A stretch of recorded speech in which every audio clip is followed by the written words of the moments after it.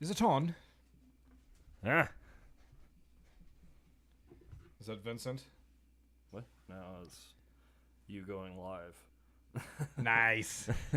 Hey, I'm glad people get YouTube. notifications. That's good. That's good. Yeah, I hit the bell. I'm following. Are you a new follower?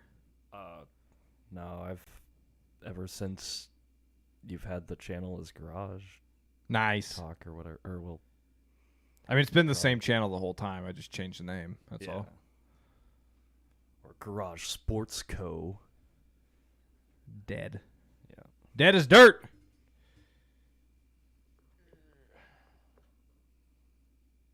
You good? I can hear you. Can you hear yourself? No. That's funny. Because I can hear you, but I can't hear me. That's probably fine. Wait, I know what we got to do here. I'll get this situated. It's fine. It just sound like my voice is muted, so it just sounds weird. Yeah, yours. And I think it makes me talk loud. No, you don't have an input for some reason here. I'm not even on. Well, my light's blinking. Yeah, that's you. That's you. But Okay. Vince isn't on for some reason. Okay. It says no input source. It's plugged in, isn't it? Yeah. No.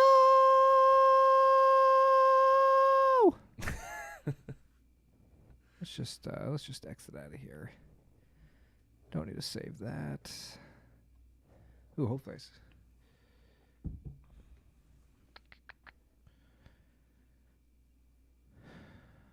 Okay.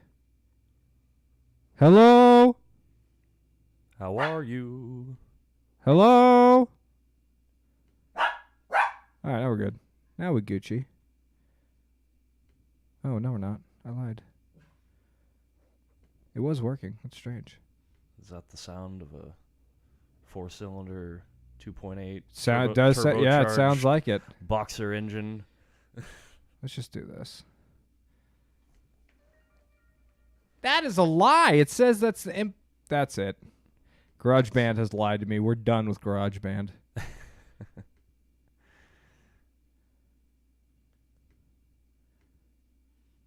It has been throwing a temper tantrum about every single time we've recorded. Yeah, it has really. It's really too bad. Yeah. I haven't. Oh, hey, there I am. And we're can you hear that? Is that as loud for you as me? You're loud, that's Yeah. for sure. Turn it down. That's what I mean. In Well- your headphones, were you bleeding from the ears? No, not Okay, good. really, but Good. I mean, the audio on the YouTube last week was better. And A on the little bit better. podcast. And on the podcast. Yeah. Well, the podcast has never been a problem. It's just No, the no. YouTube. Like, at least through my sound bar, when I watch it at home, I can. You two are quieter than I am. It is. as far Yours as- naturally, like, so you're the mic. MX 900 or whatever it Yeah. is, has a naturally, like, a better loudness. Like, Yeah. the qualities on these are slightly better, but they're a lot more condensed. Yeah. So it takes a lot of, like, with the podcast, I can post edit it to turn it louder. But last week I dicked with the interface, and that's how it got louder. Okay. So it was Yeah. much better. But it was also, too, it did make it better on the podcast, too. You didn't have to turn it up as loud. Yeah. Like, the quality is always fine on the podcast, I but never had problem with. the loudness was good. Yeah. So yeah, we're finally get 205 episodes later. We're finally getting there. We're working out kinks slowly but surely. So was that noise a 4-cylinder Subaru or a Honda? May have been a Honda. I don't know. That thing was pretty quiet when it pulled up. But yeah. Nah, that probably was just the racetrack that is Coddington right outside. But yeah. Definitely would not have bought this house if I knew Coddington was right there. Couldn't see it. Couldn't see The trees were in the way. It was so quiet when we see did our the walkthrough.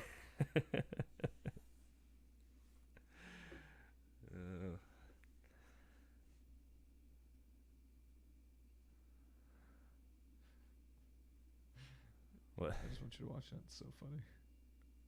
It's from our prequel memes.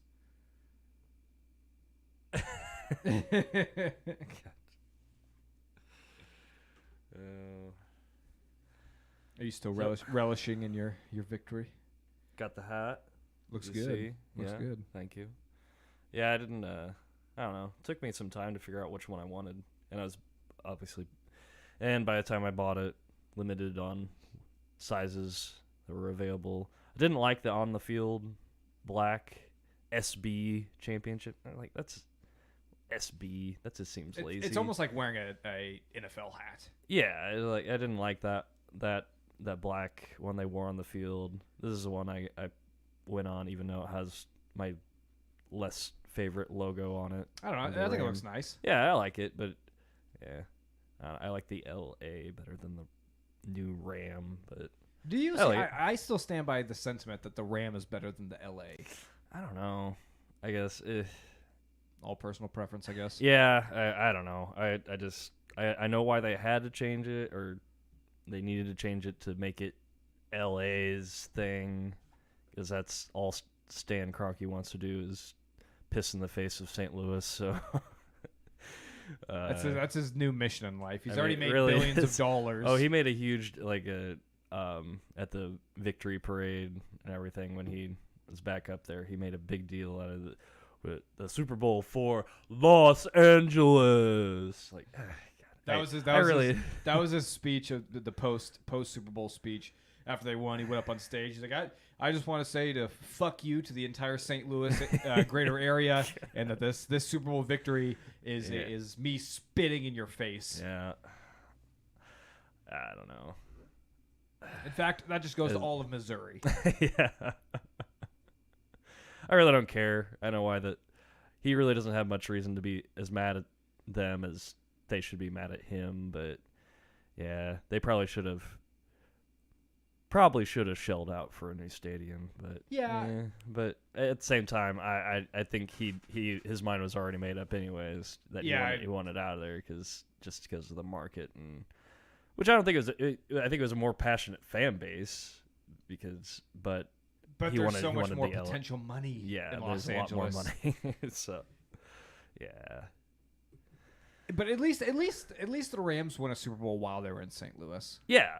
Like at least the city of St. Louis has a Super Bowl victory. That's still because I feel like it would have hurt worse if the Rams won this year, but they ended up losing back in 1999. Because they'd be like, we have nothing to stand on. Like, is that how the Titans will feel?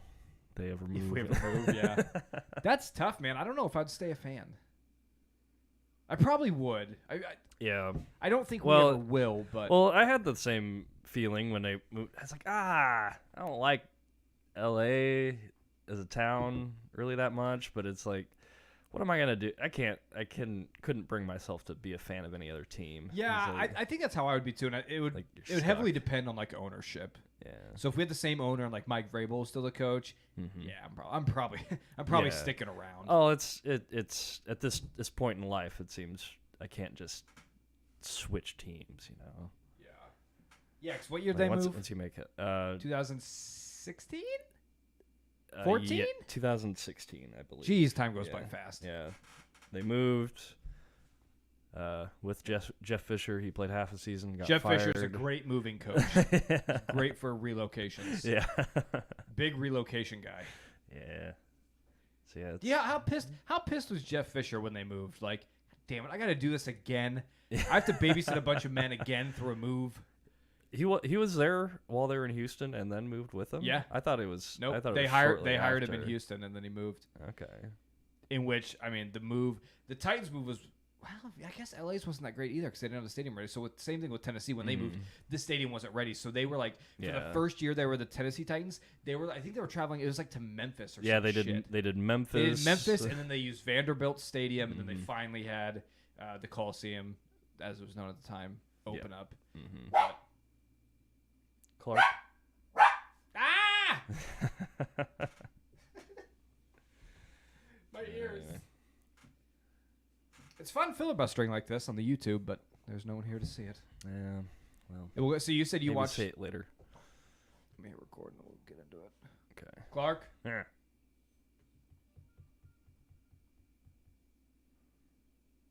So you say you watched the YouTube stream on your TV Yeah. with the sound bar and everything? Yeah. Nice. Uh-huh. Is it? Do you ever? Was that weird though? If like the milkman or the mailman comes by or whatever and just sees you watching yourself on the big screen TV? I always feel really self-conscious when I can't, like, especially if my wife comes home, it's like I gotta turn it off. It just feels weird. She walks in, your pants are around your ankles. You're looking at yourself on the. I feel really shameful watching myself. It's like, I mean, I definitely don't have that thing where like actors can't watch themselves, but it's not like that. But I still feel like, but like subhuman. Like, but if nobody was around, you're cool with that. Like, yeah, there's no shame if it's just you by yourself watching yourself on the screen or listening to yourself. It's no big deal. But it's that moment when somebody sees what you're doing. Yeah, you're like, well, what are you watching? It's a little. Is that you you're watching? Mm-hmm. But it's for critical purposes. The only way to get better is if you watch yourself, critique yourself. Yeah. And if I don't know if it's done much good, but I mean, I still. But also too, if we're gonna be honest, we're a very entertaining bunch. So like, we shouldn't rob ourselves of that entertainment just because it's us. You know what I'm saying? Like, we might be our number one fans. Yeah, that's probably safe to say. Grady and Matt listen and watch a lot. Probably not as much as us. Mm-hmm. But let's put it this way. It's like listening to yourself talk on a podcast or watching yourself on YouTube. It's like watching game film. Yeah, sure. Like, how does Tom Brady get better? He watches himself on tape and sees what he does wrong and fixes it. Or he's probably just like, damn, that's a great throw. Yeah. Look at that. Look at those mechanics. That quick, he rewinds it. Look at that quick release. That's just so good. I love watching that. Well, what was the snap to throw count or time on that? Oh yeah. Honey, come look at this. Oh yeah. Giselle. Look at this. How quick my release is. Under 2 seconds. Does that not turn you on, babe? It's just like last night. Hey man, beggars can't be choosers. If you're quick on the release, that's just you make a living out of it and you live with it. The downside of that too. So yeah, but it's the same thing with podcasting or acting or whatever it is where you watch yourself perform. It's just like Tim, you're sitting there watching yourself on the big screen on YouTube and you say something and you go, "Ha, that was a great joke, Tim. Yeah. Hilarious, Tim." I always laugh at myself. Well done. I don't know what it is, Tim, and I don't know if it's like a subconscious disrespectful thing that I do, but whenever I go back and listen to the podcast, I'll always pick up something that like you say that I just completely missed like while we're recording in person. What, you didn't hear my joke about you picking condoms and I said Vince likes it raw? Did that not pick up to you? No, I think it was that one. I think I heard that one. There was something. There's always, it doesn't matter what episode it is. There's always an episode where like I'll be listening to it and then you'll say something like, "Oh my gosh, that's hilarious." I totally just did not even hear him say that in person. Usually though, it's because I'm, when you're recording, you're wrapped up in your own thoughts. Yeah. And trying to string things together and waiting to interrupt me or not waiting to interrupt me. There's multiple ways you can listen to somebody to hear them, or you can listen to somebody to be able to respond and be able to say what you want to say. In the podcast forum, you're just waiting your turn to talk. Yeah, I can't sit here and listen, and I can't hear everything that you have to say because there's so many thoughts in my head that are so much more important than what you're saying that we have to get out. So yeah, there's a lot that I miss, and I guess for me anyway. That's some of the fun of going back through and listening or watching. Yeah, is actually being able to hear from you guys. Mm-hmm. Do you ever when you're watching on the YouTube, do you ever like watch it and think of a response to me or Vince? All the time. I should have said that. I don't know. Think of that in the moment. All the time. I regret it, but. And I think it's funny too because I'm sure people who like listen to podcasts or anything like that, they'll think of something while listening to it like, "Oh, I should be on a podcast because I'm so quick." And then you get on the mics and then you record and then like your brain freezes. It's just so different when you're doing it. Yeah. I mean, maybe not for us because we're natural performers, but for the general audience, I'd say there's been a definite improvement. It's taken we've done this 205 episodes. 205. Yeah, definitely. There's definitely Really improvement. I've noticed the improvements too, like in life from podcasting, like communication skills and like. So I did a thing at the church the other day. Mm-hmm. They were fundraising they were doing a cake auction pretty much. Yeah. And they asked me to be the auctioneer. I've had stage fright like my whole life, but I was able to go up there in front of like 100 people or whatever and make jokes and yell numbers. Oh. But I would attribute that to the podcast because at least because I can get in my podcast performance mode in front of other people, so then I just kind of blank everything out and then I just perform. So yeah, I had to definitely dust it off because I had gotten used to it, performing in high school, doing speech and plays and stuff. And the first time I ever did that, it was awful. I mean, it was like, it's like your heart sinks into your feet and you can't, it's like the worst feeling in the world being up there for the first time. And first thing I ever did, first play I ever did, I started off with a monologue. I had like the first thing to say alone on stage. Like I was a freshman in high school. I had like a week to learn this play because it was a senior play. Somebody dropped out and I had to fill in. Oh wow, that's a lot of pressure. Yeah, that's crazy. It sucked. And so I got up there. I said about half of what half of the monologue or whatever, and just blank, like absolutely went blank. And I stammered, looked off stage for half a second, and then just like stormed off. And like, and I was like, I about cried because I was like, I completely fucked this up. Like nobody could tell. They thought that was part of it. I was like, oh, okay. So I guess that made me. Then after that, everything was a lot easier. Did you ever have stage fright, Vince? Never. Have you ever? Never. Vince is just radiating with so much confidence, and he would never be nervous in front of a crowd of 100 people. I don't know if I've ever actually been up on stage. Well, but I mean, even like presenting like in school, like in high school and university. I mean, like if you had to present in front of your peers, I mean, was there ever a moment of like maybe nervousness? I mean, I had that kind of just, I don't know. I wouldn't say nervousness, maybe anxiousness, I guess. But once I get started, it's just kind of like, okay, just read my bullet points and make my case. And I feel like remind me because I'm not sure if I shared this on the podcast before. Have I told you guys about the kid who cried when I was at college? I don't think so. Yeah, so when I was at the University of Nebraska, I was in a communications class, and we had to do, it was like an impromptu speech, meaning she gave us like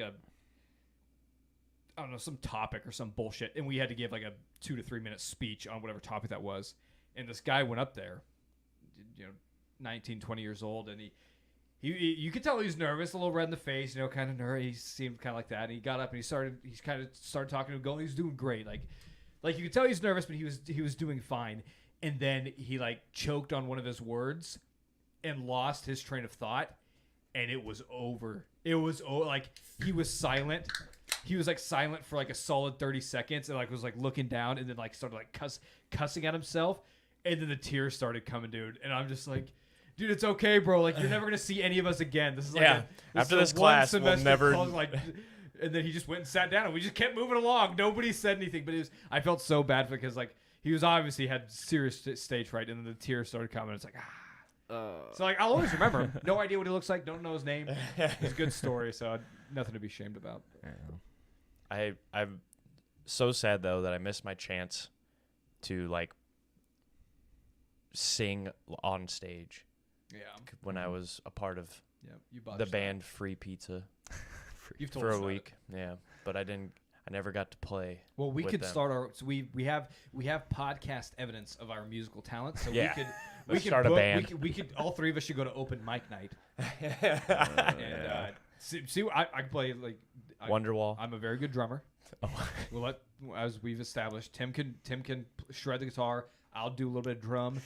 I'll have the drum. I'll have like the box that I sit on, and I just bang on the box. The cajon. Yeah. Is that what it's called? Yeah. Yeah. Huh. Learn something new today. And then you can sing. Hell yeah. Just go for it. Let's do it. All right. Welcome to the Garage Talk Podcast. As always, my name is Tyler Werner. With me is Tim Vogler. Hey. And Vince Wheatley. That's me. And I'm going to do a little bit of self-promotion here real quick. This has nothing to do with Vince or Tim, so this is going to be the Tyler show for a minute. But I finished my book. It is officially done. It is called, go on Amazon.com. It's called The Thin Thread of Life. I spent 2021 writing it. It's a collection of 9 short stories. It's on Amazon? Yeah. No fucking way. I self-published it through Amazon. Wow. Hey, Thank you know So- what? A hat off to you, sir. So Tip of the cap. very excited about it. I normally I wouldn't really promote it, but I spent a couple $1,000s on this. Ooh. And Yeah. this on top of the podcast that I dump money and time into that my family never gets to see any return of. I think maybe I'll try to make some of that money back. So it's pretty thin. It's only like 25,000 words, 9 stories. So get on Amazon and check it out.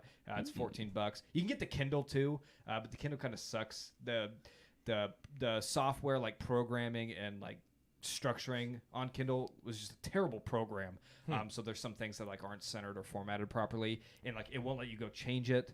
So I don't know. Figured out Amazon. God damn. Yeah, it's ridiculous. But I mean, I make actually more Figured profit it. from the Kindle, but I Interesting. don't want to promote that because the quality, the content's Well, not if you get as- more profit, you maybe. promote Yes, that so one. yeah, maybe check it out. But no, the book's on there. I think I did it. It is dedicated to you, Vince.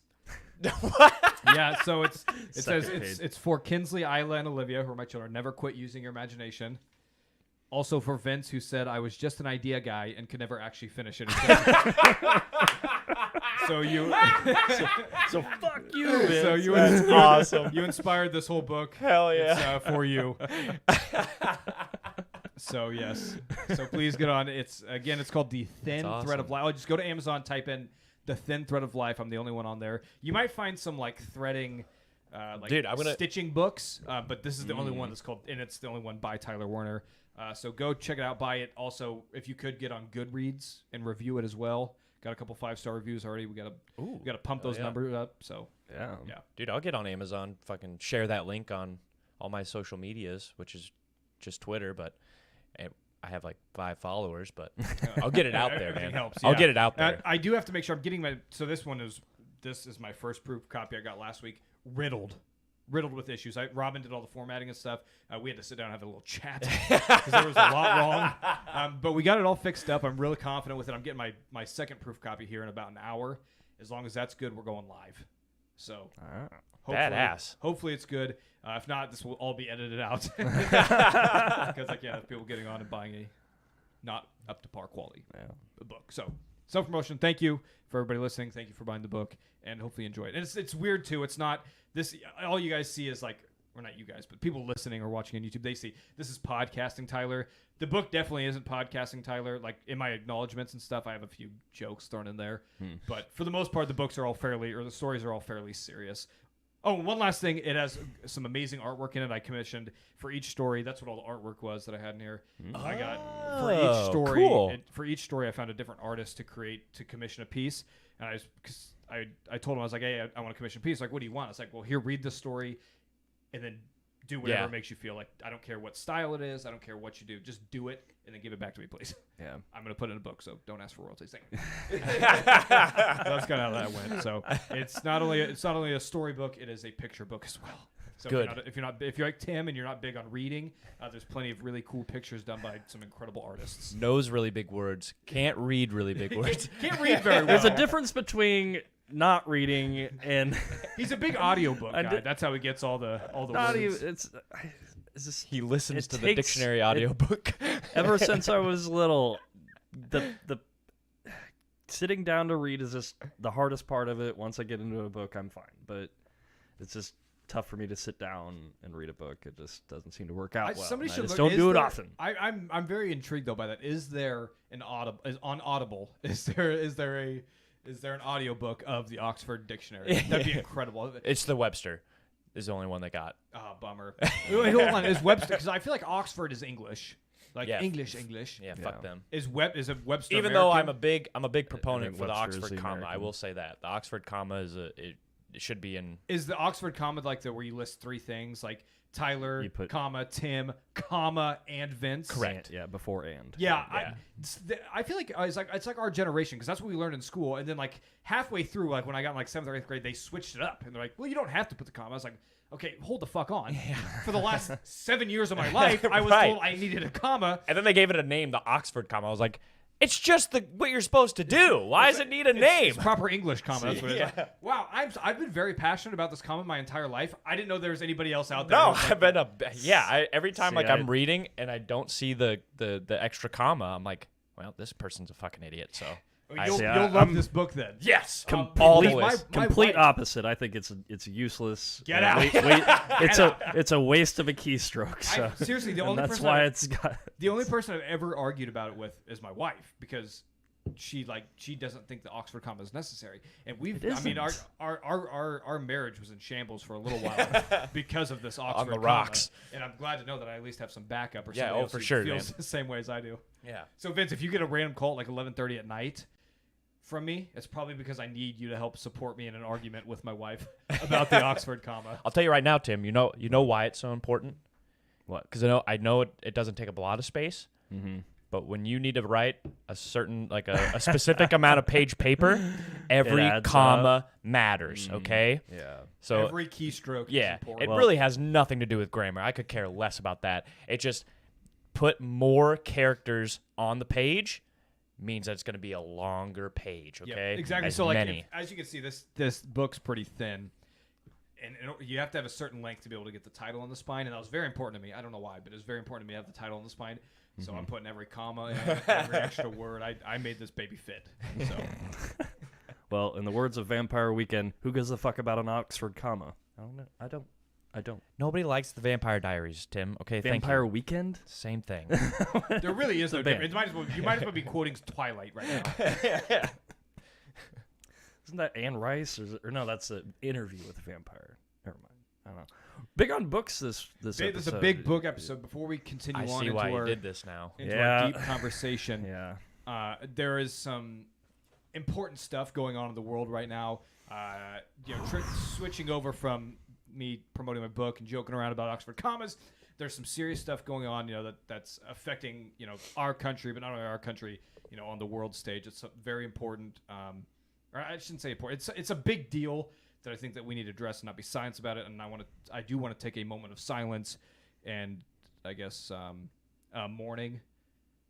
I'm holding back a joke. I'm sorry. I'm doing my This best. is a serious moment, I okay? know. I'm trying. But Juventus confirms that Weston McKennie has a fractured foot and will be out for about 8 weeks and miss the next bit of world. This is the world stage and World Cup qualifiers. Our best player is going to miss games for World Cup qualifiers. This is massive. So let's have a moment of silence, please. Remove your hats and honor and mourning his foot. Pour one out for Weston McKennie. Get well soon, Weston. He's a fractured foot. He's out for about 8 weeks. I'm pretty sure this is a very similar injury that Derrick Henry had. I don't know what's going on to my favorite players and breaking their feet, but somebody break my foot. Take my feet bones and put them into these players' bodies. We need him. We're in the backstretch of World Cup qualifying, and this is some of the most important games we're playing, especially against Mexico. Oh God. We need not just Weston McKennie's skill on the field, but we need his swagger, his toughness, his fight. All of a sudden, I hate Juventus. They played him too hard. They The played him sons too- of bitches. I was watching Champions League and I saw him get tackled and he went down. I'm like, all right, get up, let's go, let's keep playing. And he was still on the ground. I'm like, okay, is he just embellished? Was he trying to get a card? And then he wasn't getting up. I'm like, no, please get up, Weston. And he did walk off on his own strength, so kudos to him for walking on a broken foot. But I've done that when I was a child. So yeah, but Weston's foot's much more important than yours. So when I was don't take anything away from Weston McKennie. Okay, it's a very sad thing, and it broke my heart this week. But I think we'll be okay. As long as we get through this group of qualifying, he'll be back for World Cup. That's what's most important. But we need some of the younger guys, some of our younger midfielders, Yunus Musa, Tyler Adams. You guys need to step up. And I think Tyler Adams can carry. He kind of has the same fight that McKennie has. Mm-hmm. He's not as bold about it, but I think still having that kind of mentality in the midfield. maybe will be less good. cards, I guess we might see. Might see a little bit less cards. But I want more cards from my midfielders. I want more fight from our leaders. So that was just a The damn saddest shame. thing to happen this week for It was. sure. It was I honestly can't think of a single thing in the entire world this week that happened that was worse than seeing that fractured foot. You okay, better Tim? now, Tim? You okay, Tim? You got me with the swerve, and that's why I'm. I'm so glad I was able to do that. Yeah. Well, I'm gonna say my joke then. The Mad Vlad did it. He invaded Ukraine. What's your joke, Mad The Vlad? Mad Vlad. The Mad Lad did it. The Mad Vlad did it. Did you come up with that? I'm confused. Yeah, just off the top of the dome. Nice, I like that. I was like, that's why I was like, I was just, I said it out in my head, and I was like, that's funny. Oh no, that's good. Because I thought you knew what I was doing. No, So I I had was no like, fucking. wait, no. That was brilliant. That was a great job, Tom. I had planned that all week, guys. God damn it. On a positive note, though, Christian Pulisic did score for Chelsea in his Champions League. Had a great game. Somebody kill the dog. See, guys, last week we did our top 5 things that we opened the door and let him out. 2 that we take in a zombie apocalypse. This is why. Let him go bark at zombies and let them eat him. For not only my own sanity, but also for me to escape. Vince, there's another thing that came out this week that I wanted. Tim and I discussed it a little bit last night, but I respect your opinion more on these kind of matters, so I wanted to talk to you about it. Sorry, Elden Tim. Ring. Oh, yeah. A video game has been released this week, and it's one of the most critically acclaimed games ever. Don't buy it. You don't like it? Have you played Huh? it? No. Are you thinking about buying it? I'm considering. Don't do it. Why?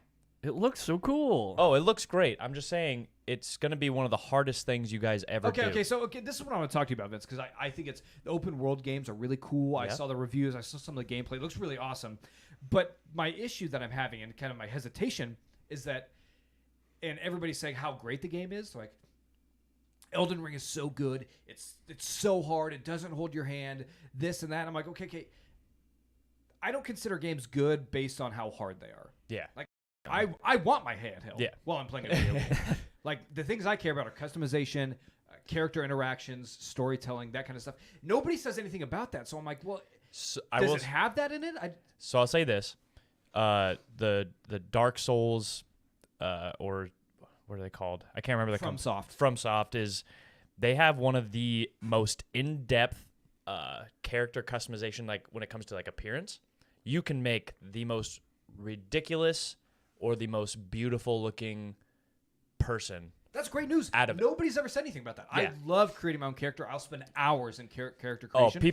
But nobody tells me anything. Nobody ever mentions that about these games. All it is it's so hard. It's so complex. It doesn't hold your hand. There's no way markers or whatever. And it's like, okay, I don't care about it. Tell me about stuff that I like, but nobody talks about it. So like, I don't know if I want this game or not. Yeah. Like I said, man, I would not get it if I were you. But again, I don't know how difficult you like your video games. But it is. I don't like my games difficult. Okay, it's I play video hard. games to be powerful and to be strong. Yeah, you and will to not be. be. You will be humbled. Just over and over and over again. Why do gamers like that so much?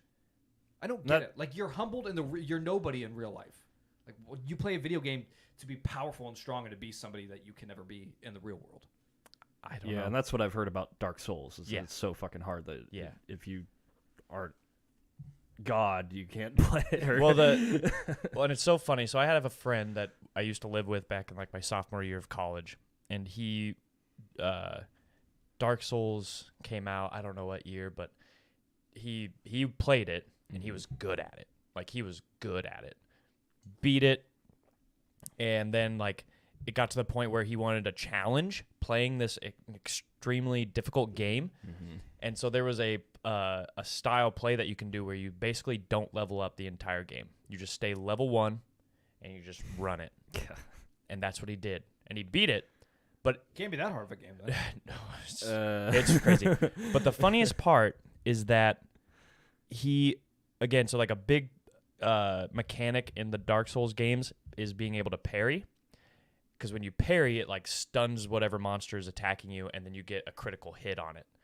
And he had that down to a science, dude. He could parry almost all the bosses Great could reflexes. be. Yeah, almost all the like he knew what like the because that's the big thing is like being able to read what animation the enemy's doing and then reacting to it. He was great at it. Could parry everything. And then after defeating the boss, he would just go walking off and fall off a ledge and die. That's how he died. I swear to God, like 70% of the time was him just running off an edge. And I'm just like, what are you? Because I would watch him play And I was just like, and he would just like crazy, just dodging and parrying and killing all these things, and then he would just run off an edge. I was like, did you not see that there? He's just like, oh no, whoops. And I'm like, I hate you. I hate you so much. So Elden Ring, I'm gonna be able to create my own character. Oh yeah, and like I said, Do dude, they have cool like sets of armor and weapons? I mean, you have to earn them. Yeah, that's fine. Like I don't mind earning it as long as my reward is like a badass sword or like a sweet piece of armor. Yeah, but like I said, you have to earn it, and it's not easy to get. Can't I just turn on story mode? No. Why? There's no difficulty. I want a story so mode. there's no Because difficulty. it looks beautiful. The game looks beautiful. Yeah, there's no difficulty setting. You just get thrown into it. But I mean, are people complaining because there's like no prompts on like how to do anything either? Is that like there isn't much like support? Yeah, pretty much. So yeah, that's. I mean, I could see that being a huge gripe, but every Souls game that I've played, so the one that I have is called Sekiro. Sekiro. Shadows Die Twice. Sekiro. Whatever. Anyways, Shakira. which apparently was one of the hardest ones, and I didn't realize that when I bought it. But I was like, it looked really cool, like a really good like sword play sort of game, as opposed to like Dark Souls being very high fantasy. Incredible combat, I've heard. Yeah, but it is very hard, and I rage quit. So maybe I'll go back to it and try again. But that is one of the things is that they do like say, hey, this button is your strong attack, this button is your weak attack.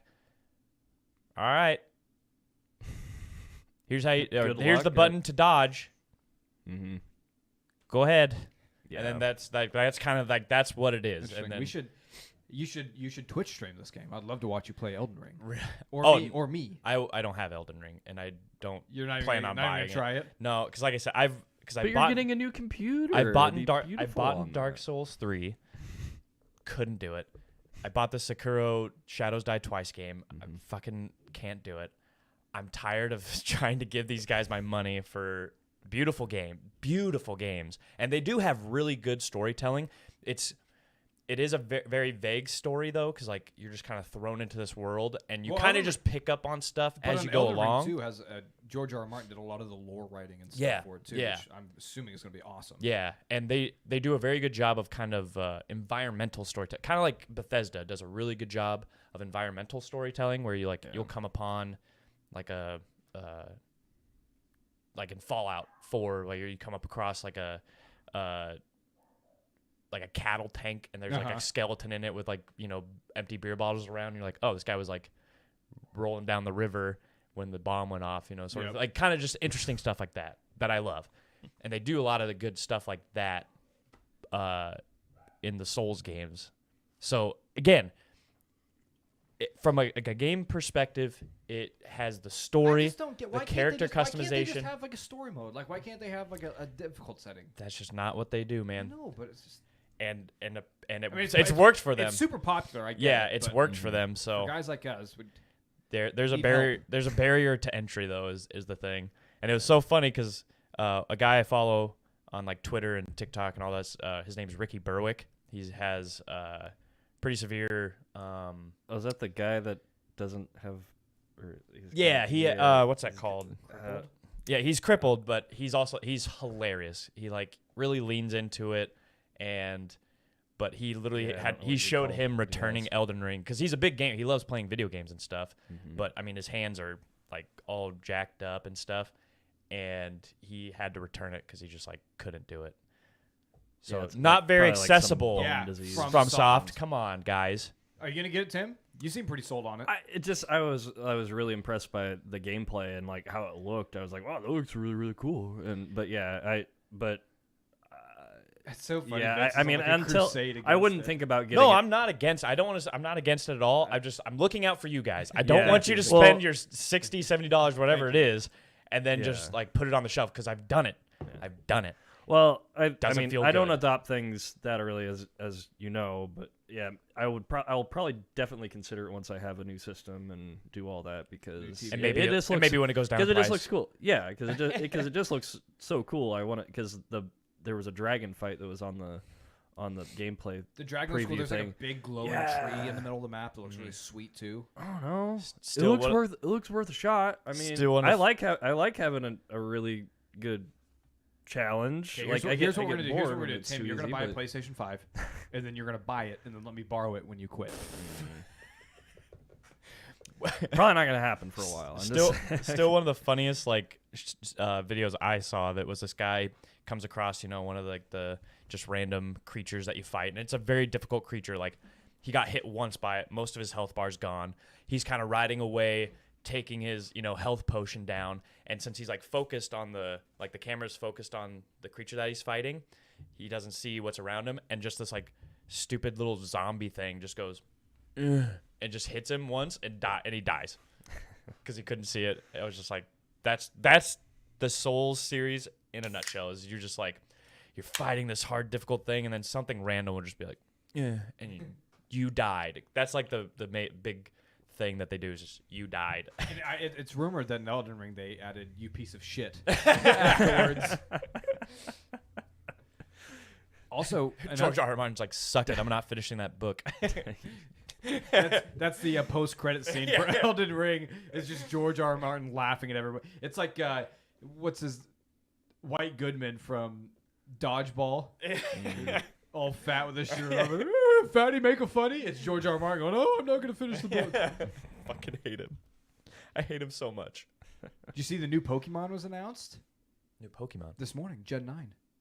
Whoa. What have you been doing all No, morning, what Vince? the hell? Pokemon, I've been doing stuff that I can't do during the week. Pokemon Scarlet and Violet was announced this morning. Holy cow. Coming out this year. Oh, Yeah.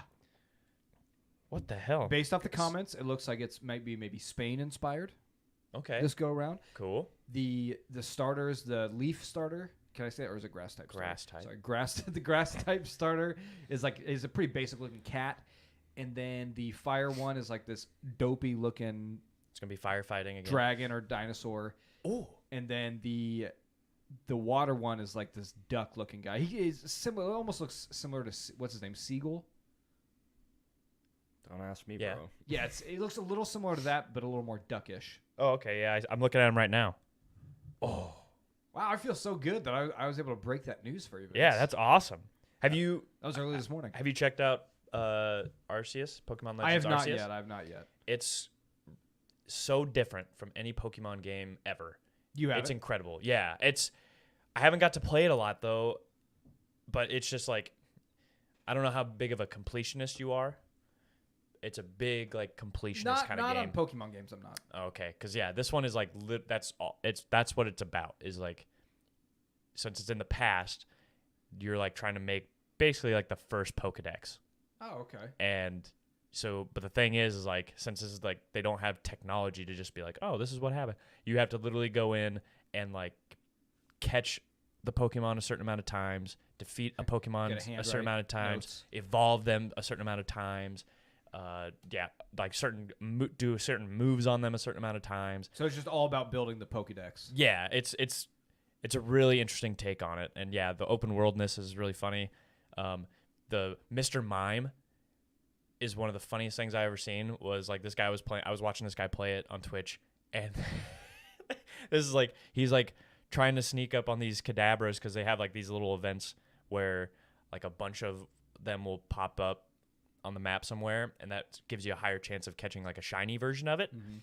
And this Mr. Mime would just like keep running up, jumping in front of him, and just putting up like his little wall barrier thing. And the guy's like, "Fuck off!" And so he would run away and go hide somewhere else. And then Mr. Mime would come running up and just like this.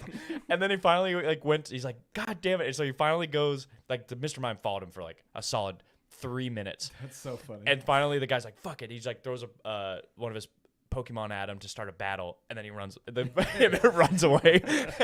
See, and that's the cool thing that they're doing this because that's a great. I mean, it's good that they're going into that open world style of Pokemon. Because it's been the same. And I wonder if they will introduce some of that Arceus stuff into the new Scarlet and Violet. Mm-hmm. That'd be cool. Because I know like the Pokemon Go, like Eevee and Pikachu or whatever it was called. That was really cool too because I mean it was still the Pokemon kind of game, but you could see the wild Pokemon, which I like a lot because then I can just avoid all the stupid Zubats and Pidgeys and the Caterpies and all that. Yeah. Tim, when was the last time you played a Pokemon game? Never. Yeah, that Ever. makes sense. I think I tried for a minute, like on one of my cousin's like Game Boy Colors. Like I think I was like you. How the fuck do I get out the door? And I just never asked anybody because I was like, oh, fuck this game, and I never played it ever again. Fair enough.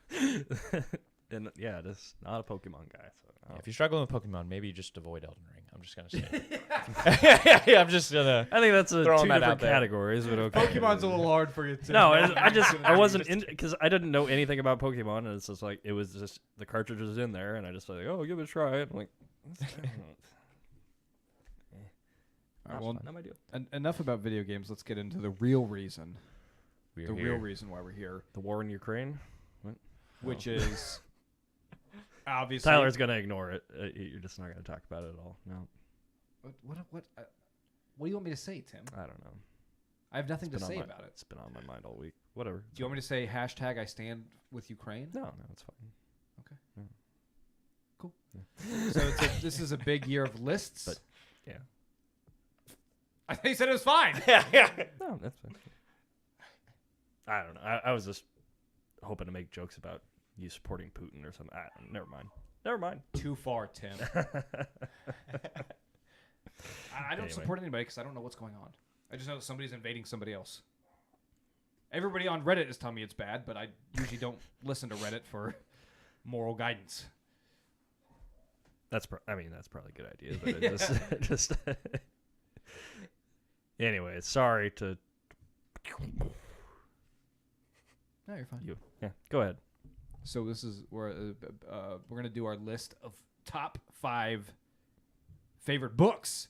So we've done video games, done movies, and zombie apocalypse. Now we're doing books, which, as we prefaced earlier, might be a little bit difficult for Tim, but I think we'll get through this, and I'm confident that we'll have a wide range and variety of book. Yeah, this feels like a book It's gonna be report. very wide. Yeah, it's gonna be very wide range. This is gonna be tough because for this one, I did kind of the same thing I did with movies. I just wrote down a bunch of books.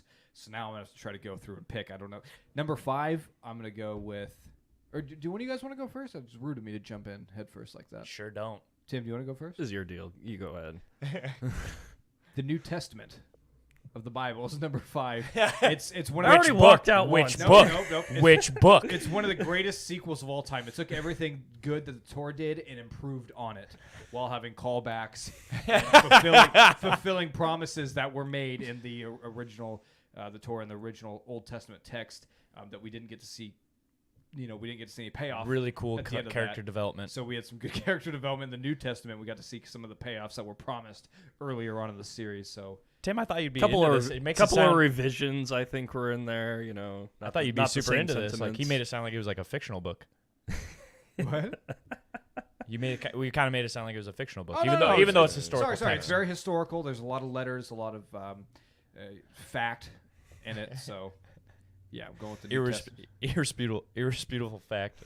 That Tim can't argue in any way whatsoever. Indisputable Indisputable, yeah. Sure, yeah, whatever, Tim. or Spell it for me. or irrefutable. Irrefutable. That's There the one. you That's go, the one. yeah. That's the one. Gosh, this is so tough. I'm gonna go with at number 4. Wait, am I a bad person if I put the New Testament at 5? Yeah, I was Like, gonna. with my Dang entire, it! like, I didn't want you to catch it. I was with gonna my- be Do like. not pass go straight to hell. Yeah, my entire I was gonna be like. basis And of since my I'm morality not, is about- since I'm not a heathen, number 1 Yeah. is the New Testament. God. Should we make this a top 5 of fiction books then? Sure. All right, we'll take that off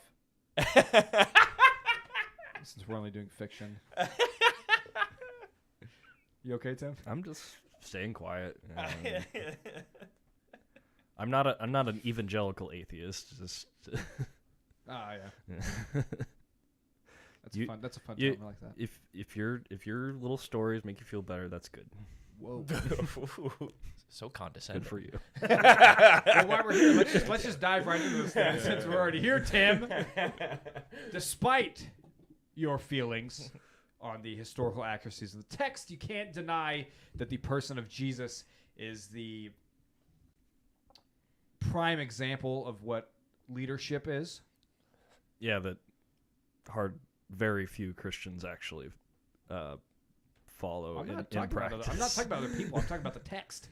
Sure, yeah, it's a great role model. Great example Great of role what it model. means to be a servant leader. Yeah, no, I am totally agreeance in what he teaches and everything. In practice, people use that to oppress people, and that's what it's Are you claiming that I do that, Tim? Not you in particular, just no. You're not personally attacking me. No, I'm not. All right, number 5.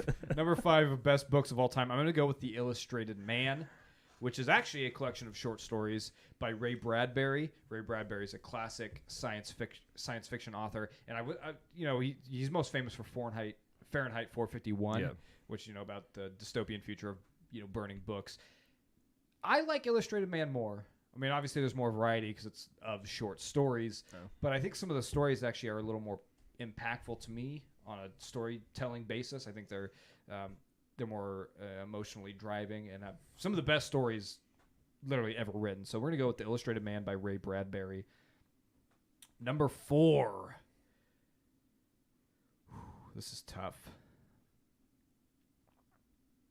I'm going to go with Recursion by Blake Crouch, which is never heard of it. Yeah, it's kind of a sci-fi. Is written in 2019. Oh, it's a thriller. It's like a thriller kind of sci-fi. A show. It deals a lot with time travel, which I'm sold on anything that's time travel. That fascinates me to absolutely no end. But this is just really well written. The characters are great, and it's very science based. So like he explains the technology that was invented and able for this kind of thing to happen. But it's very dramatic and it's very thrilling and it's a very, very fun and satisfying read. So everybody should check out Recursion. Number 3. Ah, man, I'm leaving a lot out of here. I'm going to go with Slaughterhouse-Five, which is a classic anti-war novel written by Kurt Vonnegut. Yeah. And it is... What's so bad about war? It's super well written. There's humor in it, and it's a story that is, by the end of it, is probably one of the most heartbroken I've ever been after reading a story. Yeah, like it was just so sad. But throughout the book, it's really good. It's about this guy who was a World War II vet, and his travels through time. He could appear at different points of time, and that's kind of how the story's told. It's on he's either in the future or he's him in the present or him back in the war. But after reading it, because the guy actually is a war veteran, so like while reading, like, oh shit, this guy wars. Like is Vonnegut British or is he American? He's American. Okay, I couldn't. Don't quote me on that. Yeah, I couldn't quite remember. Pretty sure he's American. Yeah. Though. Okay. Yeah. So, but yes, it is. It's one of the most beautifully well written stories I've ever read, and everyone should, after listening to me rave about this, go check out Slaughterhouse. It's a light read. It's only 240 pages, but it's absolutely incredible and, as I said, very heartbreaking. I've wanted to read Vonnegut. I started God Bless You, Mr. Rosewater, or something like that. Couldn't get into it, I guess. Slaughterhouse-Five hits different, and if for some reason I know you struggle with reading, Tim, listen to the James Franco audiobook. Okay. He performs it perfecly. All right. He's canceled. James is? Yeah. Oh, yeah. For what? More sexual grooming his harassment. students at his acting class. Who hasn't done that? Come on. I love James Franco. Damn it. Don't tell me that. Even Seth Rogen has like disowned him. Let me live in ignorance, you bastard. Why did you do this to me? Sorry. All right, number 2. I'm going to go with it's also a newer series by Brandon Sanderson. It's from the Stormlight Archive, and there's 4 books out now. The 5th book will be out here in about another year and a half or 2 years. Best book series I've ever read.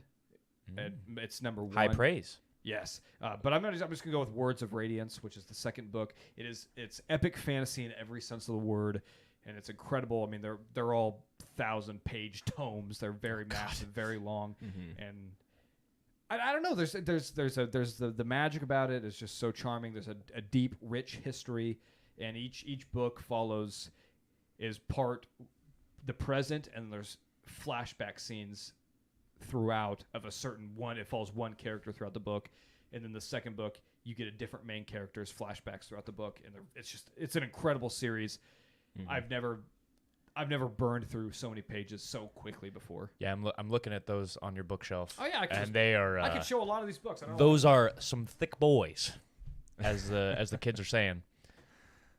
Those are thick. So yeah, this is Words Yeah. of Radiance. Holy. That's and this is like the second shortest of Wow. the Good 4 book Lord. series so far, and this one clocks in at 1,200. Nope, 1,100 pages. Mm. So here's this book compared to my book. But I bet he doesn't Being a use little an book Oxford envy. comma. it's a big mama. I mean, the art it has some incredible artwork. I mean, this is my favorite. Sorry if you're listening to the podcast. It's my favorite artwork of all time. It's if Vince is a fan of fantasy, this is a must read. It shoots to the top of the list. You shouldn't read anything else before you start the series because it's incredible. Oh God. And I couldn't give it enough praise. My number one book of all time, which that's the greatest series. My number one book of all time, though, is The Hobbit. And that's probably just for Oh. personal biases. I think The Hobbit is the perfect book. Just the way the world building, the adventure, Bilbo's character. I'm big on character development. His character development from the beginning to end. It's just one of the most charming. And I this isn't nostalgia speaking. I didn't read The Hobbit until I was 18 or 19. Mm-hmm. Hobbit is just it's everything I want in a book. It's great storytelling, great fantasy.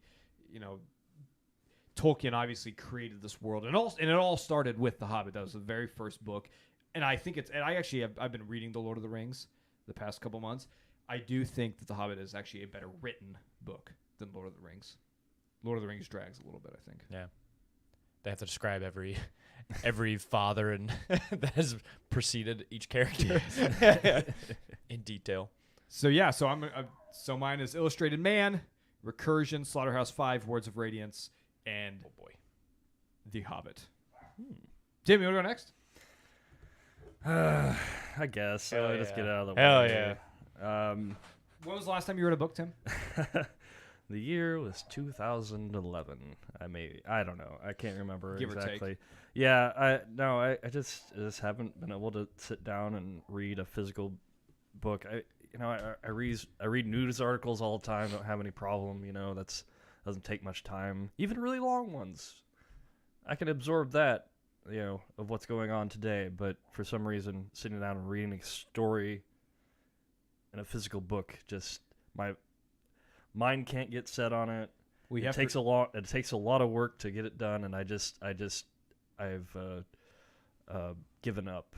But I will try again someday. Well, you have to try immediately with my book. Okay, I'll give it a shot. Thanks. I'll give it a shot.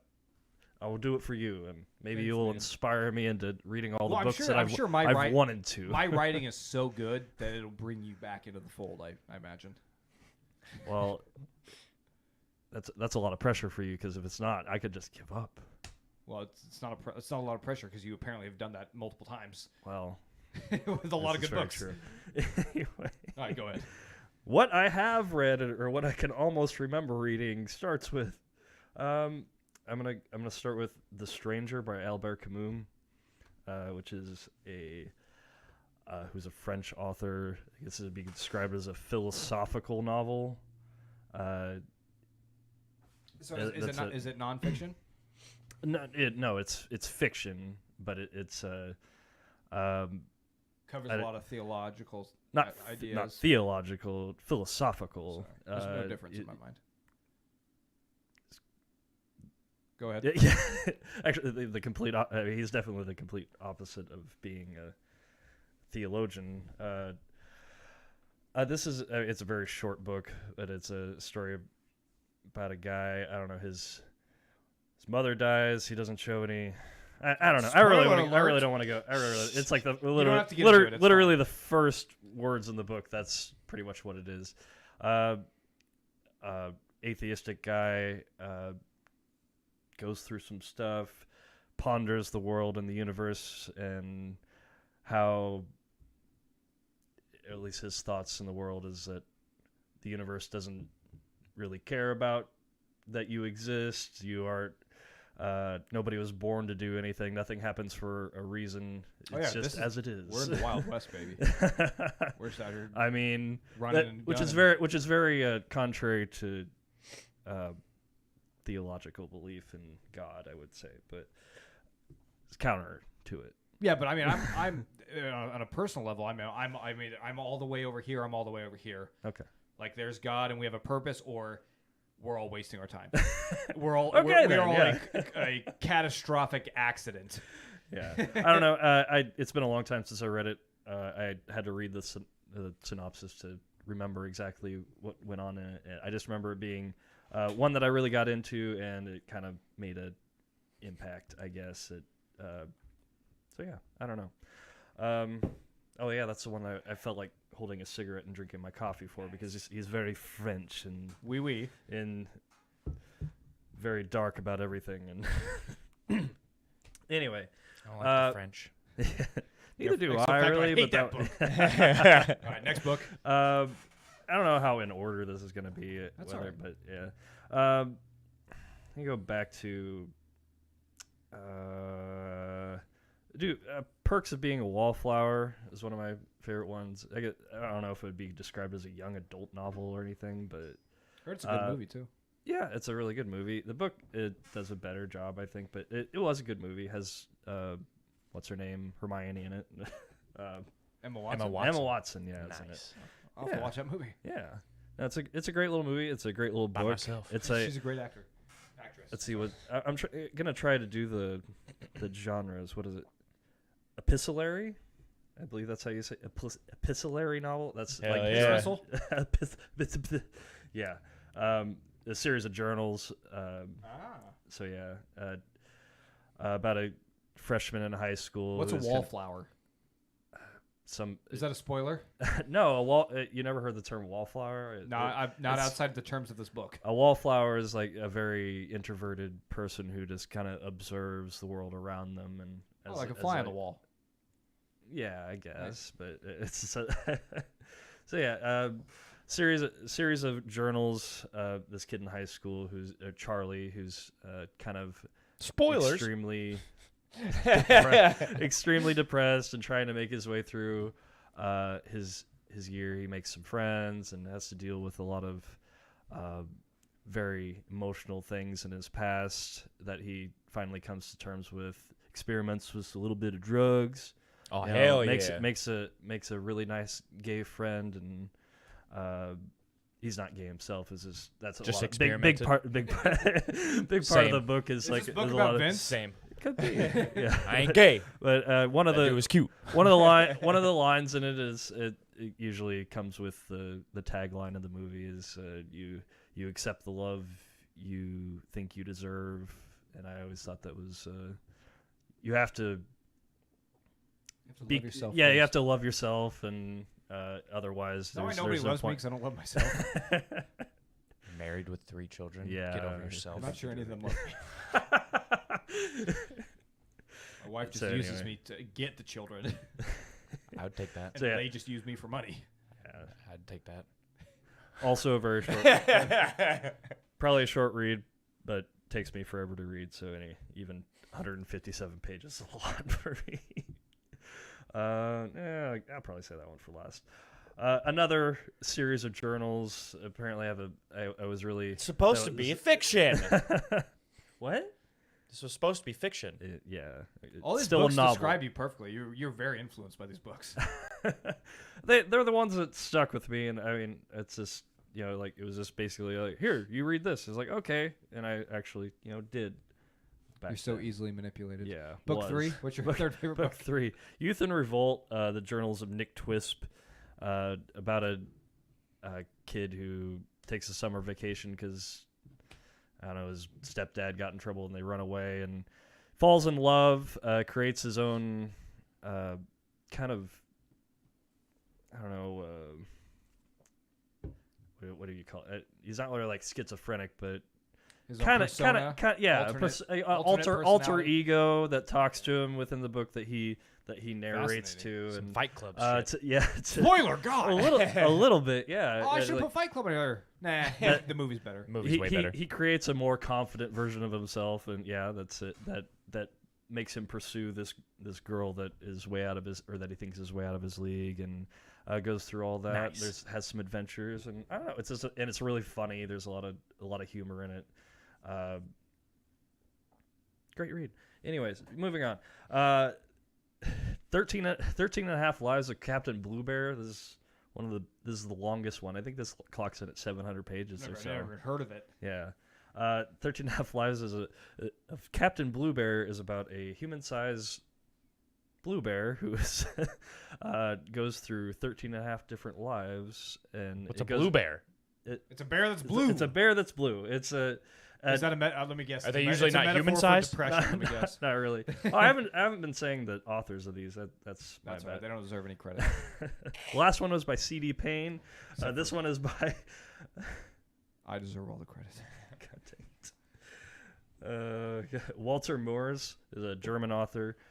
This is a fan. I guess this is a fantasy novel. It's kind of a children's story written for adults, almost. I would say, and it goes. The bear goes through these adventures in the world of Zamonia. There's a lot of new terminology, a lot of made up words that he has. It comes along with its own like encyclopedia, Some Dr. Seuss shit, right? Within the book, and it's also really funny. This one I had to keep on. I couldn't fall out of it because it was just hilarious. A lot of descriptive things. It played a really nice movie in my head. Whimsical. You should read it to your kids sometime. It's great. And well, this has in common with my my number one. Yeah, Clockwork Orange. I still can't get over it. I haven't read anything that I like more. Clockwork Orange is by Anthony Burgess. I can never remember it. What's better, the book or the movie? The book is better. Okay. I've already talked about it before. I don't know. There's just something about it. The language that you learn with it, the terminology, the I don't know, the morality aspect of it. That I don't know. It's Alex himself is inhumane, but it is also inhumane to make him inhuman. I don't know if that makes any sense. Yep. By not giving him free will. It's very philosophical. So, yeah. So anyway, there you go. I right, made it through it. Good work, Tim. Yeah. I'll try to read some new ones because I don't know. So, prefacing mine, literally all the books on my list are from just two different series. Because again, we make fun of Tim for not reading. I literally don't read it all, but when I find a series that I like, I stick with that one because I know it's good. I know I like it, and so I just stick with it. And the worst part about mine, like, 2 of those are the first book in like a series of like 13. I just never have kept on going. Check this out. All right, so mine's probably not going to be in any particular order. I had a hard time. Well, you're gonna have to. So okay, fine then. But Fine. We'll preface this saying we understand that they're interchangeable in your mind. Right. Yeah, it depends on which one I read last. A lot of recency bias. Yeah. So I'd probably have to say at number 5 would have to probably be it's so tough. It would probably have to be a book from the Warhammer 40K series, Horus Heresy series, called Legion, which I read recently It is by an author. I don't have it pulled up. But it's basically just set in the Warhammer 40K universe, and it's very science fiction, fantasy kind of style, and it deals a lot with. You're good. Okay, with a lot with. I'm just gonna kill my dog real quick. Yeah. Keep talking though. Yeah, deals a lot with kind of subterfuge, and kind of backstabbing, lot of reconnaissance and spy stuff. Okay.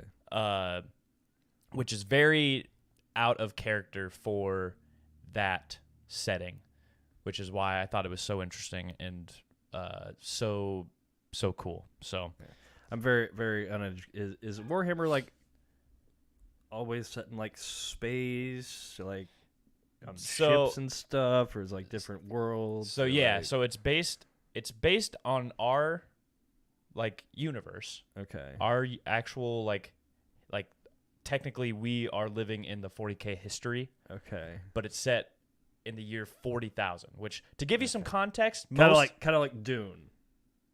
Like in the sense that like right, except for right, except for the biggest part about most science fiction is that it's usually set a couple thousand years in the future. Yeah.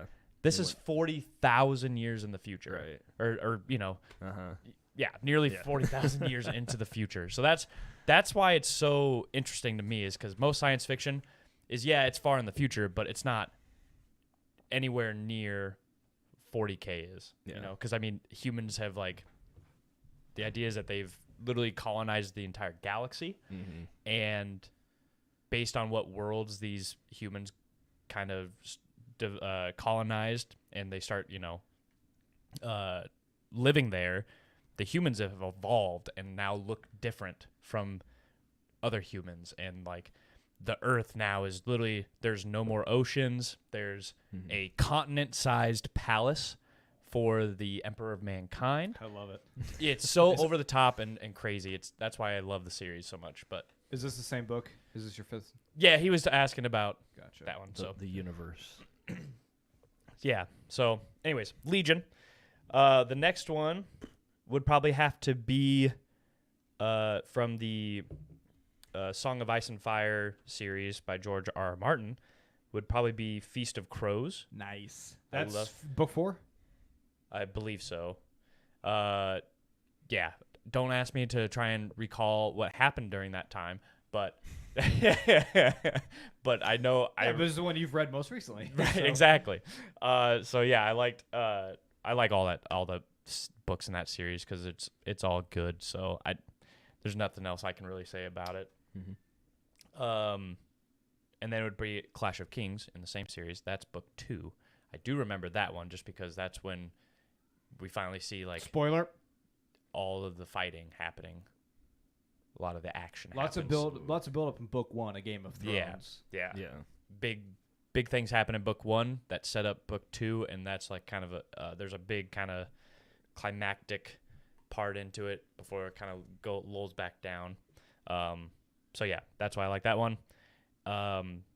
Next would probably have to be in the Horus Heresy series, Descent of Angels, which kind of follows one of the what are called Primarchs in the universe, which is technically like a main character, and it follows how he grew up. Again, humans have colonized the galaxy, and on this world, it developed it got cut off from like the rest of humanity. That's kind of the idea, is that like something happened, even though humans like colonized the galaxy. This crazy event happened, and they all got kind of separated from each other. And then for the next tens of thousands of years, they've developed on their own with only history is more of like legend to them. And so this planet, though, the humans, it's very like medieval style. There's like these knightly houses on there, and basically what the knightly houses do is they fight these like crazy monsters that mutate super fast on this planet, and it kind of follows him and right before that's how that one, and that one's so cool because they're knights, but they have like these crazy guns that so they have swords and guns. It's almost like the nice and like perfect embodiment of the combination of A Song of Ice and Fire and Warhammer. Exactly. Yeah. So Descent of Angels, and then I think I'm on my last one. Yeah. The last one is called Fulgrim in the same series, Horus Heresy. You really have only read 2 series in your life. I've read Hobbit, and don't get me wrong, I love the Hobbit, but these ones just really grab my imagination a bit more. But Yeah, and then Fulgrim is almost like a horror kind of, that's very graphic in its like imagery, and it just follows like one of the Primarchs again, Fulgrim, and his descent into chaos, like his like turning into like being corrupted by evil basically, and his legion, so his army being possessed by demons, and it's absolutely incredible. There's a whole scene where they're like watching an orchestra and it turns into a huge massacre, and it's absolutely insane, but I love that shit. So nice. All right. yeah, A lot of good reading. I think our listeners are set on books So- for the next 2-3 years. yeah. So, and I'll just get a quick warning though, if you do decide for some reason, I know neither of you will, We 'cause won't. you hate me. I doubt the listeners because will, you but hate me. if the listeners for some reason decide to try out one of your books, But if you for some reason make the mistake of starting the Horse Heresy series, just to give you fair warning, there are 60 books in the series. Granted, most of them Who are has pretty the time? most of them are only about like 500, 600 pages maybe. So they're nothing like, the ones that Tyler talked about. Yeah, so but if you're those are- looking that's for a book series of shorter, 5, not 60. well, the Warhammer universe has also been around since like the late 70s, early 80s. So, Okay, fair enough. anyways, yeah. So much good. We're so educated. Yeah. I'm going to be honest. I was really shocked and surprised that Tim didn't have Animal Farm. on Animal his Farm. list. Yeah. Seems like something that would really I don't know what that resonate is. with you. It's like a blatant, uncreative metaphor for Marxism and communism. Oh, nice. Yeah. No, actually, surprisingly, never read it. No. Yeah. Yeah, I was gonna say Mein Kampf, but we chose fiction.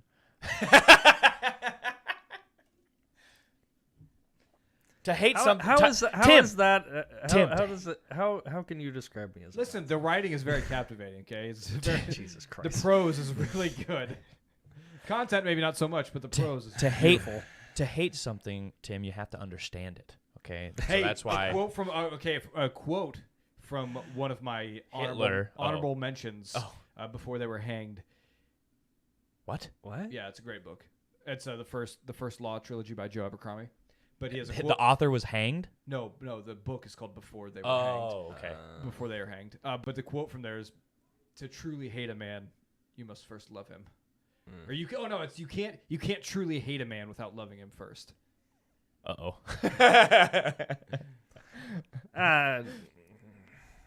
I don't. That doesn't make any Maybe sense in to me. certain That contexts. doesn't really- I don't In really. the context of the book and what Vince and I were talking about, it makes perfect sense. Yeah. About Hitler? I don't know where we're at anymore. I don't know either. You were just you were almost quoting a fiction book from that I knew verbatim, so I thought I'd point it out. Okay. Have you ever read Mein Kampf, Tim? I have not. Okay. Never seen a copy, except for over there. But Well, because goddamn Republicans burning books in the South, so can't get our, Alright. get our hands on any. that's the one they don't. Thanks for listening and watching the podcast, guys. We appreciate I'm pretty sure they love ya. burned about 4 out of We're the 5 probably on mine. we're probably gonna take a break from lists next week, Oh, classic. unless I come up with a really cool idea of lists, which is very possible. So Your top 5 favorite short stories from my the own thing. book. That's a great. We're gonna do that. So God. yeah, I'll probably put if the book is ready by the time you listen to this on the podcasting app, the link will be in the notes. There Thank you you. go. Shameless plug. Always. Keep it up.